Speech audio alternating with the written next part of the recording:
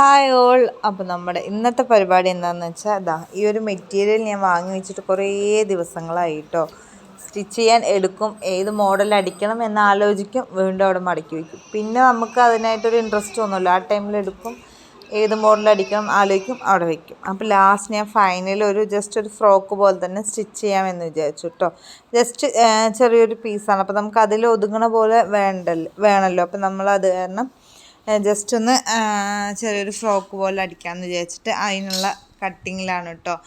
എൻ്റെ ഹിസമോൾ അത്യാവശ്യം വാശി കാട്ടി അവിടെ കരയണമുണ്ട്. അപ്പോൾ അതൊന്നും നമ്മൾ ചില സമയങ്ങളൊന്നും മെയിൻ ചെയ്യാൻ നിൽക്കാറില്ല കേട്ടോ, വാശി ഒരുപാട് കാട്ടുമ്പോൾ. അപ്പോൾ ഏകദേശം എല്ലാ പീസുകളും കട്ട് ചെയ്ത് നമ്മളവിടെ വെച്ചിട്ടുണ്ട് കേട്ടോ. ഇനി ഓരോരോ ഭാഗമായിട്ട് അടിച്ച് സെറ്റ് ചെയ്ത് വയ്ക്കുകയാണ് കേട്ടോ. കാരണം എനിക്ക് മെയിൻ ഈ ബേസിക് ബോർഡിൻ്റെ പാർട്ടാണ് കേട്ടോ കുറച്ചധികം ടഫ് ഉള്ള ഭാഗം.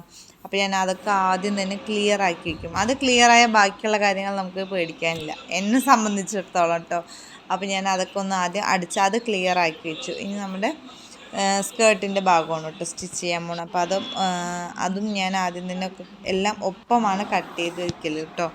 അപ്പോൾ ഇന്ന് ഈ ഒരു മോഡലിലാണ് നമ്മൾ സ്റ്റിച്ച് ചെയ്തെടുക്കാൻ പോകണം. ഫൈനൽ ലുക്ക് എങ്ങനെ ഉണ്ടാവുമെന്ന് അറിയില്ല, ഉദ്ദേശിച്ച പോലെ വരുമോ എന്നൊന്നും അറിയില്ല കേട്ടോ. അപ്പോൾ അതൊക്കെ ഒന്ന് സെറ്റ് ചെയ്തെടുക്കുകയാണ്. ഇനി അതിൻ്റെ കൂടെ തന്നെ നമ്മുടെ ബേസിക് പാർട്ട് സ്കേർട്ടിൻ്റെ പാർട്ട് നമ്മൾ അടിച്ച ശേഷം ലൈനിങ് കൂടെ അതിൽ അറ്റാച്ച് ചെയ്തിട്ട് ഈ ഒരു ലുക്കായിട്ടുണ്ട് കേട്ടോ. അപ്പോഴാണ് ഞാനൊരു നാട വയ്ക്കാൻ വിട്ടുപോയത്.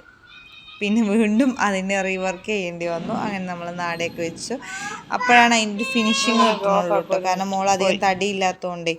അപ്പോൾ ഇതാണ് ഫൈനൽ ലുക്ക്. ഇഷ്ടമായി ലൈക്ക് ചെയ്യുക, ഷെയർ ചെയ്യുക, കമൻറ്റ് ചെയ്യുക, സബ്സ്ക്രൈബ് ചെയ്യുക.